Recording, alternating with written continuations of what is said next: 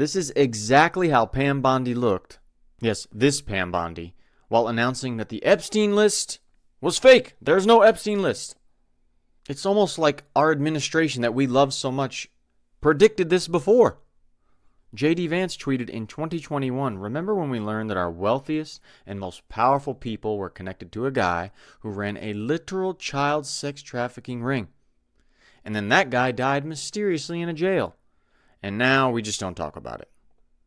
That's exactly what's going on now, because the Justice Department just said that, hey, he killed himself in that cell. Epstein killed himself. Yep, this guy.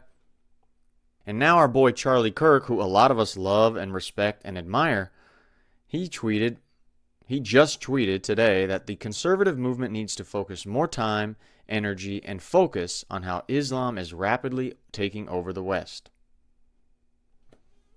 So we need to shift our focus away from this Epstein story. Is that what he's saying? Because this is a true point. But why is he bringing it up today after all this has been released? It's SeanDaniel here. Now let's first hear what Press Secretary Karoline Leavitt has to say about this. Because this is what we were promised by Kash Patel, Dan Bongino, Pam Bondi. The release of this list, which now apparently there is no Epstein client list, according to them. Karoline, the DOJ and FBI have now concluded there was no Jeffrey Epstein client list. What do you tell MAGA supporters who say they want anyone involved in Jeffrey Epstein's alleged crimes to be held accountable? This administration wants anyone who has ever committed a crime to be held accountable, and I would argue this administration has done more to lock up bad guys than certainly the previous administration. And the Trump administration is committed to truth and to transparency. That's why the Attorney General and the FBI Director pledged at the President's direction to do an exhaustive review of all of the files related to Jeffrey Epstein's crimes and his death. And they put out a memo in conclusion of that review. There was material they did not release because, frankly, it was incredibly graphic and it contained child pornography, which is not something that's appropriate for public consumption. But they committed to an exhaustive investigation. That's what they did, and they provided the results of that. That's transparency. Follow up on that, Sure. Caroline. Okay, so the FBI looks at the circumstances surrounding the death of Jeffrey Epstein. According to the report, this systematic review revealed no incriminating client list. So what happened to the Epstein client list that the Attorney General said she had on her desk? Well, I think if you go back and look at what the Attorney General said in that interview, which was on your network on Fox News. Got the quote. Go ahead. John Roberts said, DOJ may be releasing the list of Jeffrey Epstein's clients. Will that really happen? And she said, it's sitting on my desk right now to review. Yes, she was What? saying the entirety of all of the paperwork, all of the paper in relation to Jeffrey Epstein's crimes. That's what the Attorney General was referring to, and I'll let her speak for that. But again, when it comes to the FBI and the Department of Justice, they are more than committed to ensuring that bad people are put behind bars. They have an operation going on right now called Summer Heat, which has our murder rate trending in the lowest direction in United States history. Their emphasis on violent crime and locking up violent criminals has led to the arrest of 14,000 violent criminals. That's a 62% increase from the same time period last year. So this Attorney General and the FBI Director are committed to putting bad people behind bars where they belong. That they promised an exhaustive review. That's what they did. For any further details, I would refer you to the Department of Justice. Did you guys notice the ending of her answer to the first question? Did you see the look on her face and the way she said it? But they committed to an exhaustive investigation. That's what they did, and they provided the results of that. That's transparency. Follow up on that. That did not look to me like she believed anything she said at the end about the exhaustive investigation, the transparency. That's just how it looked to me. Let me know what you guys think in the comments. Do you think she believes what she's saying right there? I don't necessarily think she does. Because so many people came into this administration with the goal, duty, and honor of going into D.C. to change this whole atmosphere. And just as J.D. Vance said before, doesn't look like anything's different. But now that Pam Bondi over here is not releasing an Epstein list, there's no Epstein list, he just killed himself in the jail, what has she actually said in the past about this while she's been in power the last few months? The DOJ may be releasing the list of Jeffrey Epstein's clients? Will that really happen? It's sitting on my desk right now to review. That's been a directive by President Trump. I'm reviewing that. I'm reviewing JFK files, MLK files. That's all in the process of being reviewed because that was done at the directive of the president from all of these agencies. And of course, you've seen the very strong letter. We will get everything. We will have it in our possession. We will redact it, of course, to protect grand jury information and confidential witnesses, but the American people have a right to know. And Donald Trump is the most transparent president in our nation's history. So not only will America get the full Epstein files, they will get JFK, they will get Martin Luther King. Have we gotten any of those? Fully redacted? Without all the redactions and stuff? No. What about our boy Kash Patel, who's now the head of the FBI? We like him. I like a lot of stuff he said on the podcast. Like this. Again, logical play out. If there was a video of some guy or gal committing felonies on an island and I'm in charge, don't you think you'd see it? Tens of thousands of videos of Epstein with children or child, and there are hundreds of victims. And no one victim will ever get released. It's just the volume, and that's what they're going through right now. The FBI is diligently... But is there really a way where they could get this list, this Epstein client list, out? Well, according to Kash Patel, right here, before he got this position of power with the FBI, apparently there was. Republicans could get Epstein's list out now? Like, how would that process work? Simple. One subpoena to the FBI. Give me the list. Oh, you don't want to give me the list and you're going to break the law and commit contempt of Congress? We're going to take your money. We're going to take Chris Wray's private jet. Taxpayer-funded G5 rides across the country to his Appalachian State vacation home, down to Georgia, and all over the rest of the place. That guy doesn't need a G5 government-funded jet. And the second you take that money, you get Epstein's list. It sounds like it's not as easy as he thought to get the truth out when you get into the slimy dark web of DC. And when you're at the point of possibly exposing super powerful wealthy people to ends that we can't even think about. But what about the second in command at the FBI, Dan Bongino, the deputy director of the FBI? What about all the stuff like this that he said about getting the Epstein list out and who Epstein possibly was?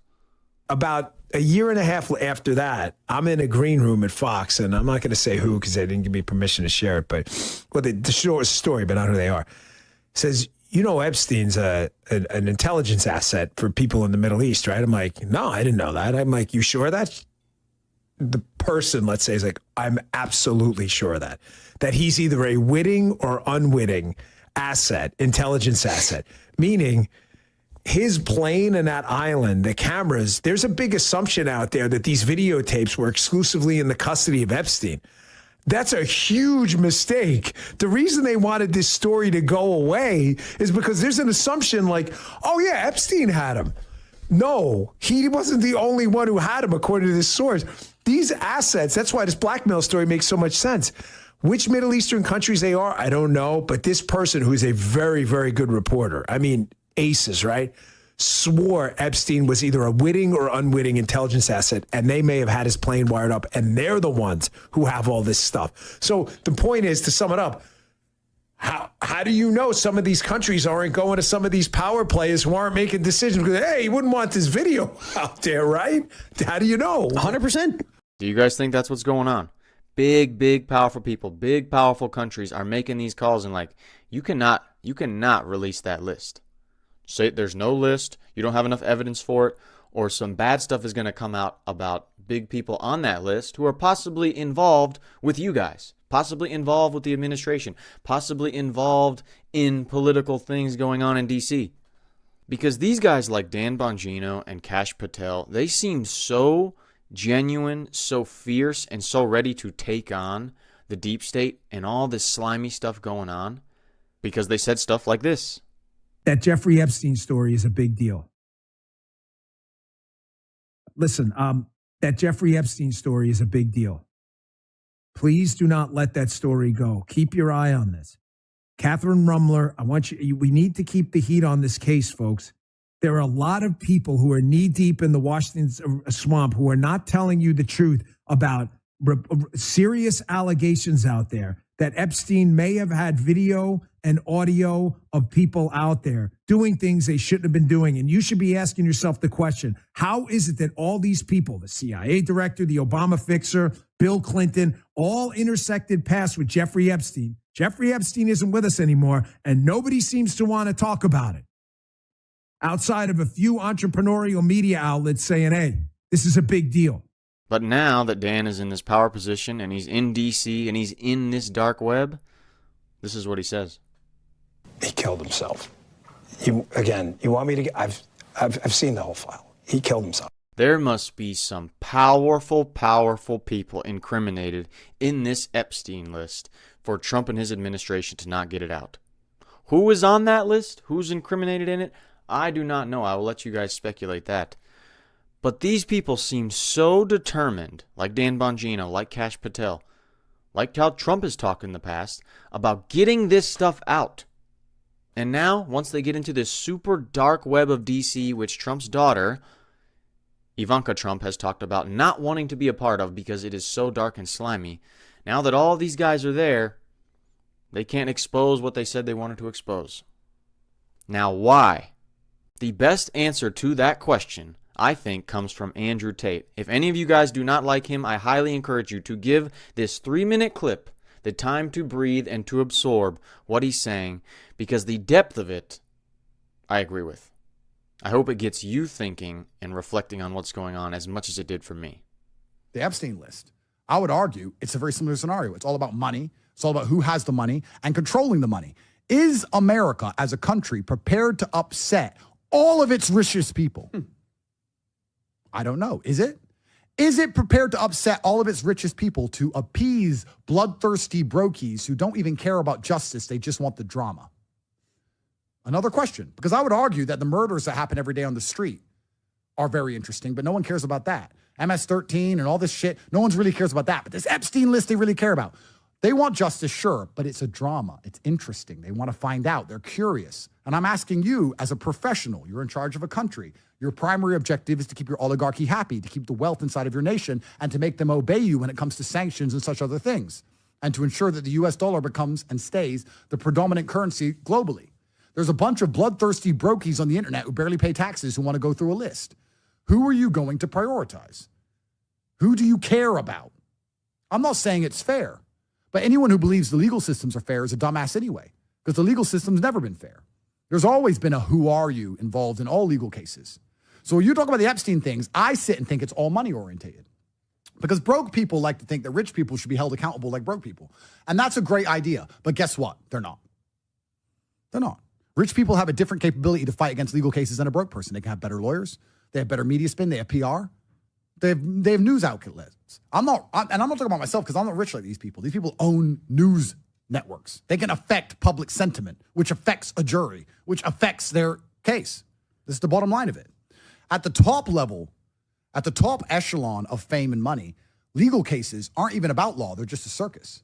If they pick you up, it's only deliberately to attack your image. It's not even about law at that point, like Trump. It was only to attack his image. So you have to analyze these things as a professional and understand you're talking about the most powerful people in the world on this list, perhaps. And you're asking, why has the list not come out? I would argue that the most powerful people in the world, if they have half a brain, are talking to Kash and Pam and saying, look, maybe this is on, maybe I'm on that list, maybe I did something bad, but also look at all the good I've done, this.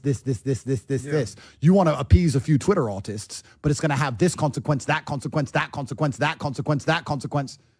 And then as a rational adult, there's rational conversations to have. And rational conversations are about subjectivity and compromise. It's not about sitting and saying, that's the law, so that's what we're going to do, da-da-da. And that's what we all like to believe, that the law is the law and we all stick to the law. Doesn't work that way. So what do you guys think? Do you think big, powerful people really made calls, made threats to get this Epstein list not out so that the Department of Justice is looking like this, saying, yeah, there's no list, he killed himself? Or do you think there really was not enough evidence because of, for whatever reason, maybe because of the stuff that's been pulled behind the scenes before, there was not enough evidence to expose this list? I think it's the first one. Definitely. Let me know what you guys think down below. It's Sean Daniel here, and I'll see you in the next one.